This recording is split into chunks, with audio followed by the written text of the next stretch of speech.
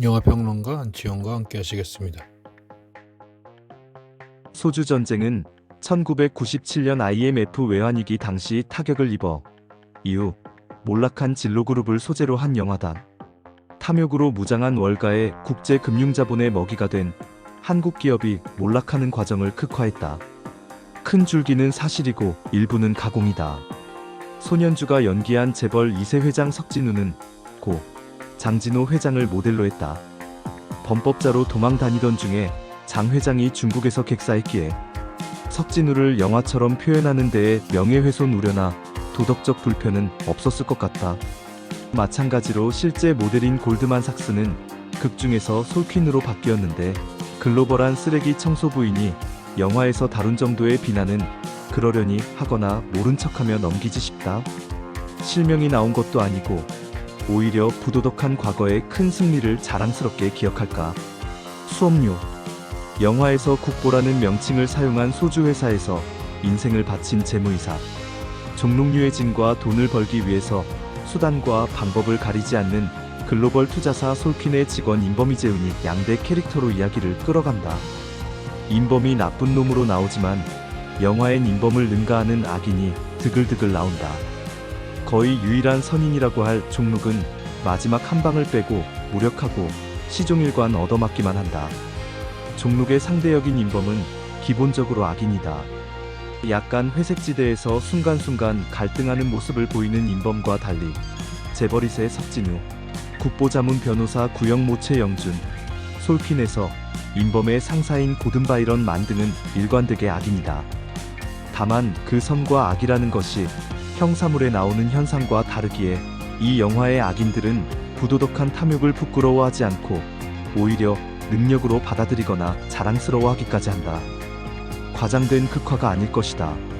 술 중에서 소주는 앞에 국민이란 수식어를 단 유일한 술이다. 성인 한 명당 매년 50병 이상을 마신다고 한다. 무리하게 사업을 확장하다가 부도 위기에 몰린 국보를 먹잇감으로 점찍은 임범은 월가로 나라가 먹잇감을 소개하고 자신이 그 일을 하겠다고 맡겨달라고 한다. 세계적인 투자자문사라는 명성을 무기로 석 회장에게 접근해 임범은 국보의 경영을 자문하면서 동시에 뒤에서는 먹어치울 작전을 펼친다.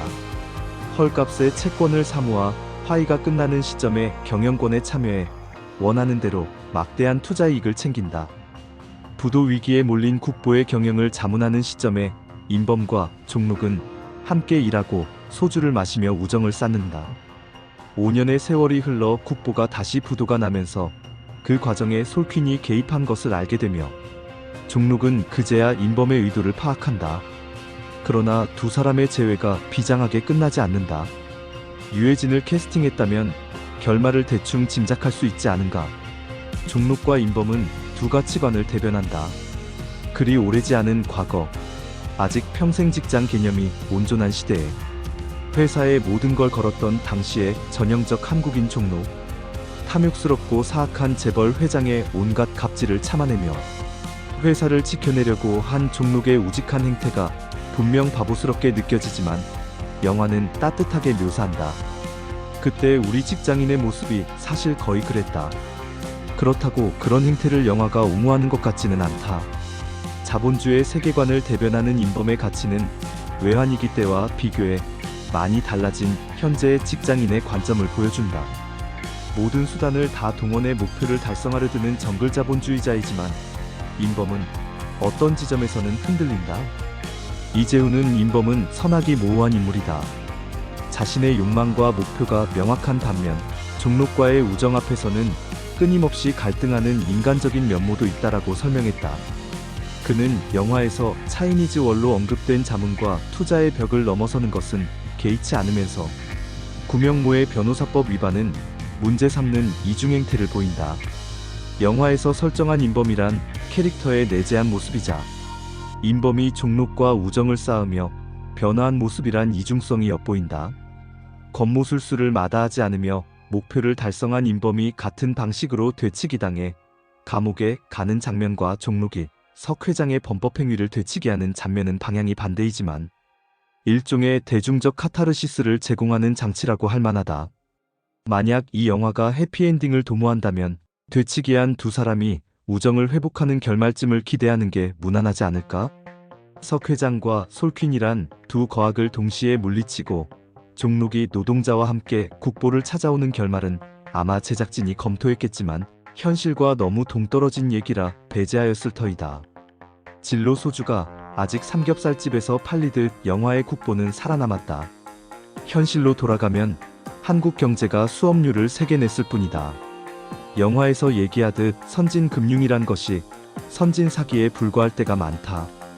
외환위기를 계기로 한국 기업과 국민은 글로벌한 금융 깡패의 존재를 인식하게 됐다. 특히 서브프라임 사태에서 밝혀진 미국 금융기관들의 부도덕하고 주먹구구인 행태는 선진 금융의 민낯을 제대로 폭로했다. 진로 사태 등을 계기로 우리나라에도 차이니즈 월이 제도로 도입됐으니 소 잃고 외양간 고친 정도는 아닌 셈이다. 차이니즈 월은 금융회사 내 자문과 투자부서 간의 칸막이를 설치해 정보를 차단하는 제도로 미국 월가에서는 1930년대 대공황 이후 처음 도입되었지만 엄격하게 적용되지는 않았다. 예컨대 투자은행이 증권 발행을 주관한 후 자문부서나 중개부서를 통해 그 주식을 고객에게 매도하거나 내부 정보를 활용해 자산 거래를 하는 이해상충은 계속 이어졌다. 앨런 사태로 월드컴, 타이코 등 회계 분식이 드러나고 아서 앤더슨이 파산하면서 다시 한번 칸막이 강화의 필요성이 제기되며 법제화 등의 후속 조치가 있었다. 영화가 다룬 진로의 경영권 좌초 과정에선 국내에서 차이니즈 월이란 개념이 생소했고 입증하기가 어려워 글로벌 금융자본의 전횡을 바로잡을 수 없었다. 앞서 임범과 종록이 영화의 축이라고 했는데 정확하게는 종록 대 석진우구형 모솔퀸의 대립구도라고 보는 게 맞다. 영화는 음주 장면에서 소주와 양주를 대비하여 보여준다. 도수 차이이지 양주나 소주가 모두 알코올인 건 매한가지다. 소주이든 양주이든 술 자체보다 누구와 마시느냐가 더 중요하다. 영화의 결말은 받아들일만 하면서 꺼림칙하다. 종록의 관점에서 보면 현실은 더 끔찍해야 했다. 다큐멘터리도 아니고 관객을 너무 괴롭힌다는 생각에서 제작진이 자제하였을 수 있겠다. 또한 예술 영화도 아니고 완성도도 그만하면 됐지 싶다. 서울의 봄처럼 소주 전쟁도 역사물이다. 총과 칼이 여러 형태가 있음을 보여준다는 측면에서 필요한 역사 영화이다.